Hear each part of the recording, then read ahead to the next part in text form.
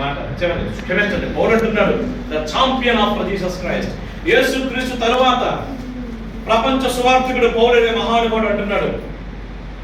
ఐరోపాలో సంఘాలు స్థాపించిన పౌలు గొప్ప ఏమిటి తనకున్నటువంటి ప్రతి ఆధిక్యతని నష్టంగా ఎంచుకున్నటువంటి పౌలు, సంఘంలో 13 పత్రికలు రాసినటువంటి పౌలు, గొప్ప అంటే రాజుల ముందును అధికారుల ముందును నిలబడి సాక్ష్యం ఇచ్చినటువంటి పౌలు అంటున్నాడు, నాకు ఒక గొప్ప ఇష్టమో కోరుకుందంట. ఏంటో చెప్పనా? క్రీస్తు శ్రమలలో ఆయన మరణం విషయంలో నాకు అనుభవం కలవాడు. అంటే యేసు ప్రభు ఎలా మరణించాడో అలాంటి అనుభవం నాకు కలగాలని ఆశపడుతూ ఉన్నాను.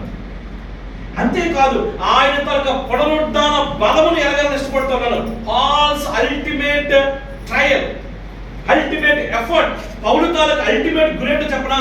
యేసు ప్రభు తనక పునరుద్ధాన బలం ఎలా ఉంటుందో నాకు తెలియదు, నాకు ఎరగాలని ఉందయ్యా అని ప్రార్థన. ఏంటి సోమేశు? ఉద్యోగం ఇవ్వయ్యా కాదు, ఏదో పాస్ అయ్యా కాదు, ఏదో నాకు ఆరోగ్యం కాపాడయ్యా కాదు. ప్రభువా నీ పునరుద్ధాన బలం ఎలా ఉంటుందో నాకు తెలియదు. ఆ బలము మృత్యుంజయుడే తిరిగి లేచావు కదా నువ్వు, ఆ బలం ఎలా ఉంటుందో తెలియదు. సమాధిని చీల్చిన బలం ఎంత ఉంటుందో తెలియదు. తెలియాలంటే ఏం తెలియాలి? నీ శ్రమల్లో పాలుబాటు అవుతానయ్యా.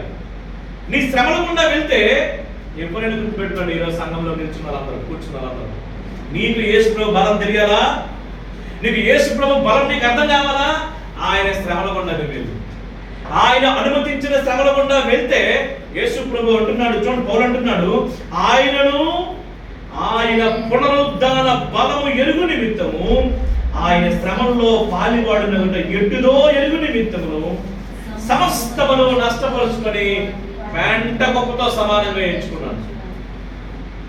వెనకున్న అన్ని ప్రివిలేజెస్ మర్చిపోయి నా చదువులు, నా ఉద్యోగాలు, నా హోదాలు, నా బ్యాక్గ్రౌండ్స్, నా హిస్టరీ అంతా మర్చిపోయి, తండ్రి నీవు నీ పునరుద్ధాన బలం నాకు ఎరగాలంటే ఏ శ్రమల గుండా వెళ్తున్నానో ఆ శ్రమల గుండా నేర్పించేయని అడిగాడు. కాబట్టి నేను సంఘానికి ప్రవేశిస్తున్న గొప్ప అద్భుతం. నీకైనా బలం కావాలా? అయితే శ్రమలు వెళ్ళు. ఆయన శ్రమంలో ఆయన బలాన్ని ఇస్తాడు. అదే క్రైస్తవ జీవితం. నిజానికి చాలా మంది ఏమనుకుంటారంటే అంతా సాఫీగా జరిగిపోవాలి. బైబిల్ అలాంటి ఎక్స్ప్లెనేషన్ ఎక్కడ ఇవ్వడం లేదు. అలాంటి ఎవరైనా ఇస్తే మాత్రం అది చాలా తప్పు. నీకు అన్ని మేలే జరిగిపోద్దని క్రైస్తవ జీవితం చెప్పడం లేదు. శ్రమంలో దేవునితో ఒక బలం నీకు కనబడుతుంది. అదే ఫిలిప్పీ పత్రిక 3:10-11 చూస్తున్నాం. శ్రమల్లో విజయం, పాపంపై విజయం, ఒక నిరీక్షణ, అలాగే మన జీవితంలో దేవుడు ఇచ్చిన నీతి, ఇవన్నీ మనకు అర్థం అవ్వడం మాత్రమే కాదు, మన విశ్వాసాన్ని బలపరుస్తుంది. ఇప్పుడు పునరుద్ధానం నీకు ఇందాకనే చెప్పాను. అంతవరకు చాలా పిలికి పడినటువంటి పేతురు, పారిపోయినటువంటి పేతురు ఏం చేశాడు? అందరి ముందు నిల్చొని యేసుని గురించి సాక్ష్యం ఇచ్చాడు. ఆయన కోసం చనిపోవడానికి కూడా సిద్ధపడ్డాడు. ఏమిటి? యేసు ప్రభుని కొట్టినప్పుడు పారిపోయిన శిష్యులు యేసు ప్రభు తిరిగి లేచిన తర్వాత వాళ్ళ జీవితాలు ఎలా మారిపోయాయంటే వాళ్ళు ఎక్కడికి వెళ్తే అక్కడ అద్భుతాలే. నిజం. ఫిలిప్పీలోకి వెళ్ళాడు, ఒక పెద్ద మినిస్టర్ మనసుకున్నాడు. పౌలులోకి వెళ్ళాడు. ఎంతమంది అంటే నడుస్తుంటే వస్త్రము చెంగు ముడితే చాలు స్వస్థత, నీడ పడితే చాలు. పేతురు నడుస్తుంటే నీడ పడితే చాలు. పేతురు నిల్చొని ఎంత పిరికివాడైన పేతురు, బొబ్బులు వాడైన పేతురు, గాబరా మనిషి అయిన పేతురు, ఒక అమ్మాయి తవితని ఒక అమ్మాయి, ఆ అమ్మాయి నీట్ గా క్లీన్ చేసి శవాన్ని మేడగదిలో పెట్టేశారు. వెళ్ళాడు మీదకి, ప్రార్థన చేశాడు. యేసు క్రీస్తు నామములో ప్రార్థన చేయగా తవిత ఏమైంది? తిరిగి లేచింది.